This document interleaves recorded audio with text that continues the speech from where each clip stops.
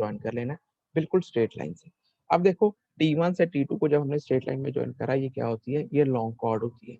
मैंने आपको पहले बता रखा है कि ये लॉन्ग कॉर्ड होती है। अगर आपने क्रॉस चेक करना है क्या आपने सही तरीके से इतना काम किया जितना अभी तक किया, तो T1 के T2 की हम लेंथ भी कैलकुलेट कर सकते हैं। इसका एक फॉर्मूला मैंने आपको कल कराया था, calculate the length of the long chord T1 T2। वो फॉर्मूला होता है 2R, 2 multiply by R multiply by sine five by 2। R क्या है, radius of the curve, five deflection angle.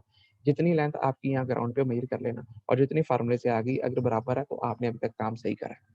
फिर आपने क्या करना है, T1 से T2 को हमने ज्वाइन कर लिया, एक लाइन मार देनी है ग्राउंड के ऊपर, जैसे मर्जी मार्क कर लेना, चाहे लाइन चुनने जैसे मर्जी से कर लेना। हमने ये लगा ली लाइन। उसके बाद हमने इस लाइन का T1 T2 का मिड पॉइंट ले लेना। मिड पॉइंट जो सा ये डी पॉइंट हो गया। डी पॉइंट जो कैपिटल डी पॉइंट है, ये क्या है, ये मिड पॉइंट आ जाएगा। T1 T2 का mid point will be this D point. तो हमने mark point D, that is mid point of T1 T2। फिर अब हमने क्या करना है, नेक्स्ट देखो हमने क्या करना है।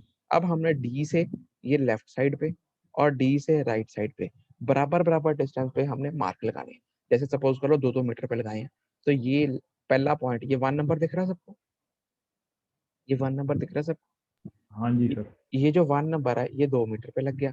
फिर दो नंबर है पॉइंट, वो 2 + 2 4 मीटर पे लग गया, मैं डी से ले रहा हूँ, 4 मीटर पे लग गया। ये जो 3 नंबर पॉइंट जो सा है वो फिर 6 मीटर पे लग जाएगा। तो ऐसे हमने बराबर 2-2 मीटर, जितने मर्जी आप एज पर योर कन्वीनियंस, जैसा भी आप कर्व बना रहे हो उस हिसाब से आप कोशिश करो कि बराबर बराबर डिस्टेंस पर लगा लो। पर कोई जरूरी नहीं होता कि बराबर बराबर डिस्टेंस पर लगाने हैं, पर क्यों लगाने हैं, क्योंकि जितना आप सिमेट्रिकल काम करते जाओगे उतना ही आपका काम इजीली हो जाएगा कंप्लीट। नहीं तो फिर प्रॉब्लम आ सकती है। हो तो वैसे भी जाएगा, पर फिर भी अगर सिमेट्रिकली चलो तो अच्छी बात है। नेक्स्ट, जैसे हमने ये लेफ्ट साइड पे पॉइंट लगा लिया बराबर बराबर डिस्टेंस पे, वैसे ही हमने राइट साइड पे लगा लेने। अब ये राइट साइड पे 1 डैश 2 डैश 3 डैश जितने भी हैं आपने पॉइंट लगा लेने। यहाँ लिखा mark points 1 2 3 4 on the left side and 1 dash 2 dash 3 dash 4 dash on the right side, equal distance apart. कोशिश करो कि इक्वल इक्वल डिस्टेंस पे लगा लो। अब अगर देखो ये 2 मीटर 2 मीटर 2 मीटर, अगर एंड वाला पॉइंट नहीं भी बराबर आ रहा 2 मीटर पे, तो जितने पे भी आ गया उतने पे लगा लेना। कोई हार्ड एंड फास्ट रूल नहीं होता, पर कोशिश करो कि जितने पॉइंट बराबर लगाओ उतनी अच्छी बात है। नेक्स्ट, अब देखो, अब हमारे पास ये सारे डी पॉइंट आ गया, 1 आ गया 2 आ गया 3 आ गया, डी पॉइंट आ गया, 1 डैश आ गया 2 डैश आ गया 3 डैश आ गया। अब हमने क्या करना है, अब हमारे पास लॉन्ग कॉर्ड के ऊपर ये पॉइंट्स आ गए। ये लॉन्ग कॉर्ड है हमारी, और ये लॉन्ग कॉर्ड के ऊपर हमारे पास क्या आ गए, पॉइंट्स आ गए। अब हमने इन पॉइंट से क्या करना है, ऑफसेट्स लेने हैं। ऑफसेट्स भी कह सकते हैं, ऑर्डिनेट्स भी कह सकते हैं। वो कैसे कैलकुलेट करने हैं, देखो जो मिड पॉइंट होता है जो कि डी पॉइंट है, उससे अगर हमने ऑफसेट कैलकुलेट करना है, ऑफसेट होता क्या है, देखो पहले ये जो ओ डैश दिख रहा है, ये इस डी से लेके ये जो टॉप मोस्ट पॉइंट है एपेक्स ऑफ द कर्व, इसके बीच में जो हॉरिजॉन्टल डिस्टेंस है, ये हम प्लान देख रहे हैं सारी कर्व का। तो जो हॉरिजॉन्टल डिस्टेंस है, ये जो मिड पॉइंट के ऊपर जो हॉरिजॉन्टल कोऑर्डिनेट होता है, इसको उसको हम क्या बोलते हैं, उसको हम हमने इसके अंदर ओ डैश से लिख लिया। ये मिड पॉइंट के ऊपर ये सारे ऑर्डिनेट्स है। क्लियर है ये, इसको हम ऑर्डिनेट भी कह सकते हैं, ऑफसेट भी कह सकते हैं। क्लियर है, क्लियर है।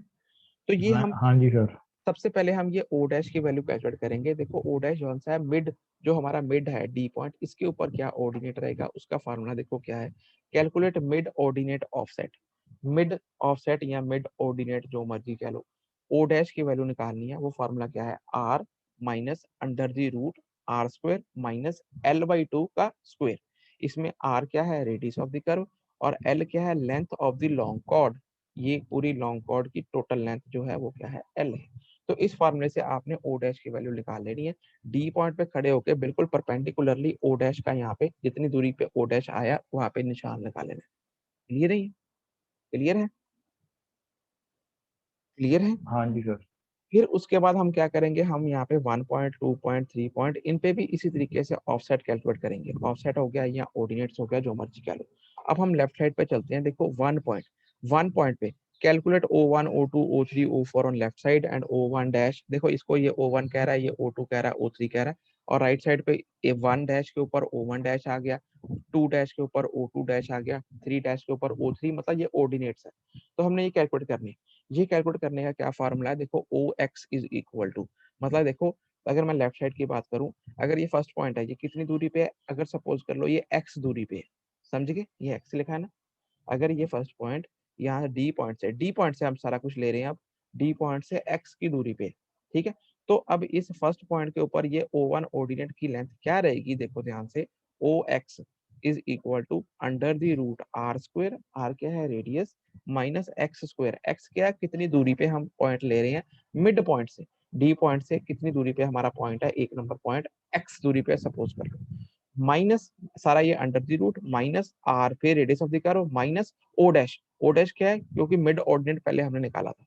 तो इस फार्मूले से सपोज कर लो अगर ये 2 मीटर की दूरी पे है तो ओ ये यहाँ पे एक्स आर स्क्वायर की वैल्यू हमें पता है radius of the curve minus x की वैल्यू हम 2 मीटर पुट कर देंगे, उसका अंडर द रूट कर देंगे माइनस फिर आर की वैल्यू हमें पता है radius of the curve minus O naught, इसको हम ओ नॉट बोलते हैं वैसे। तो ये ओ नॉट जो सा है ये ऊपर वाली वैल्यू जो यहाँ से ऊपर वाले फार्मूले से आई होगी, इससे हम कैलकुलेट करके ये इस एक्स दूरी पे जो 1 पॉइंट है इसका ऑर्डिनेट निकाल लेंगे। ये निकाल जितना आएगा उतना ओ डैश उतना यहाँ ये निशान लगा देंगे। क्लियर है? क्लियर है? Sir R minus O dash sir under root से बाहर है या सर वो अंडर रूट के अंदर ही है सर? नहीं नहीं, सिर्फ ये फर्स्ट पॉइंट ही R square minus X square ही अंडर रूट ठीक में है, है। बाकी कुछ नहीं अंडर रूट में। तो अब ठीक है। इसी तरीके से दूसरा पॉइंट जो सा है वो डी पॉइंट से अगर सपोज करो 2-2 मीटर पे लगा रहा हूँ, तो दूसरा पॉइंट जो सा है वो डी पॉइंट से 4 मीटर की दूरी पे रहेगा, तो हम एक्स की जगह पे 4 मीटर पुट कर देंगे, बाकी सारा आर वही ओ डैश तो वही रहेगा, तो उसका ऑर्डिनेट निकल जाएगा, जितना ऑर्डिनेट निकलेगा उतनी दूरी पे यहाँ पे ये निशान लग जाएगा। ऐसे ही फिर 6 मीटर की यहाँ पे एक्स, तो यहाँ पे निशान लग जाएगा। देखो क्योंकि सिंपल सर्कुलर कर्व सिमेट्रिकल होती है, जैसे ये राइट साइड पे है लेफ्ट साइड पे किया, अगर आपने सेम जैसे ये एक निशान दो निशान तीन निशान जितनी दूरी पे लेफ्ट साइड पे लगाए थे उतनी दूरी पे ही अगर राइट साइड पे लगाए होंगे तो ये सिमेट्रिकल बन जाती है। जैसे आपने लेफ्ट साइड पे कैलकुलेट करा वैसे ही राइट साइड पे सेम ऑर्डिनेट लगा देने और ये आपके पास पॉइंट मिल जाएंगे, आपके पास ये पॉइंट आ जाएगा, ये पॉइंट आ जाएगा, ये पॉइंट आ जाएगा, ये पॉइंट आ जाएगा, ये पॉइंट आ जाएगा, ये पॉइंट आ जाएगा, ये पॉइंट आ जाएगा। आपने इन सारे पॉइंट्स को ज्वाइन कर लेना और जो आपकी कर्व बनेगी वो आपकी सिंपल सर्कुलर कर्व बन जाएगी, जो कि हमने ऑफसेट्स फ्रॉम लॉन्ग कॉर्ड, ये लॉन्ग कॉर्ड थी, लॉन्ग कॉर्ड से ऑफसेट लेके बनाई गई है, तो ये होती है लीनियर मेजरमेंट से बनाई गई है। तो by taking offset from long chord इस तरीके से हम जो है simple circular curve linear measurement के मेथड से ग्राउंड पे सेट कर सकते हैं। क्लियर है? सर हाँ जी। सर जब हम स्टार्टिंग करेंगे सर फर्स्ट कॉर्ड टेंजेंट ले ली सर हमने, हाँ जी।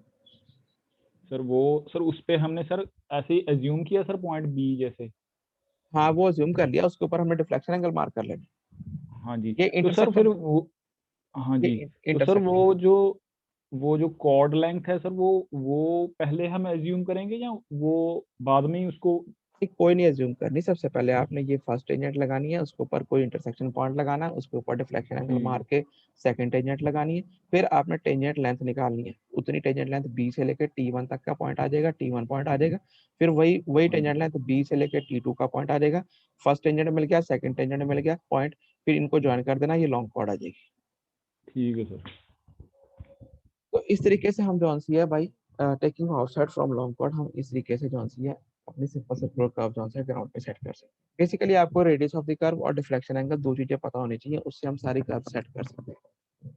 डिपेंड करता है किस मेथड को हम फॉलो करते हैं। अब इसके बेस पे हम एक न्यूमेरिकल भी ट्राई करेंगे। देखो न्यूमेरिकल दिख रहा है सबको, ये सबको न्यूमेरिकल हाँ दिख, जी सर। देखो क्या न्यूमेरिकल लिखा है, ये मेरे पास पेपर था नहीं दूसरा, तो मैंने ये ग्राफ पेपर के ऊपर ही लिख दिया। तो देखो क्या न्यूमेरिकल है, बुक के न्यूमेरिकल है सारे ये आपके। Two tangents intersect at chainage of 150 metre, दो टेंजेंट जो सी है वो 150 मीटर की चेन एज पे इंटरसेक्ट करती है। Calculate the necessary data for setting out simple circular curve, वो कह रहे हैं सारा डाटा कैलकुलेट करो अगर हमने सिंपल सर्कुलर कर्व सेट करनी है। रेडियस ऑफ द कर्व हमें गिवन है 80 मीटर और डिफ्लेक्शन एंगल हमें गिवन है 40 डिग्री। Follow methods of taking offset from long chord, वो कह रहा है कि ऑफसेट फ्रॉम लॉन्ग कॉर्ड का मेथड लेके हमने जो सी है ये कर्व जो सी है वो सेट करनी है। सबसे पहले देखो आप सॉल्यूशन करेंगे, सबसे पहले रेडियस हमें 80 मीटर गिवन है, 5 हमारे पास 40 डिग्री गिवन है। सबसे पहले मतलब ये रेडियस ऑफ द कर्व हमारे पास 80 और 5 गिवन है।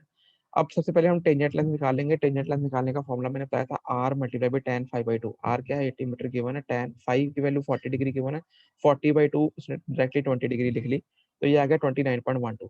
तो मतलब ये बी से लेके ये T1 तक का डिस्टेंस, बी से लेके ये T1 तक का डिस्टेंस ये 29.12 आ गया फर्स्ट टेंजेंट पॉइंट। ऐसे ही बी से लेके T2 तक का डिस्टेंस, बी से लेके T2 तक का डिस्टेंस ये भी 29.12 ही रहेगा सिंपल सर्कुलर कर्व में।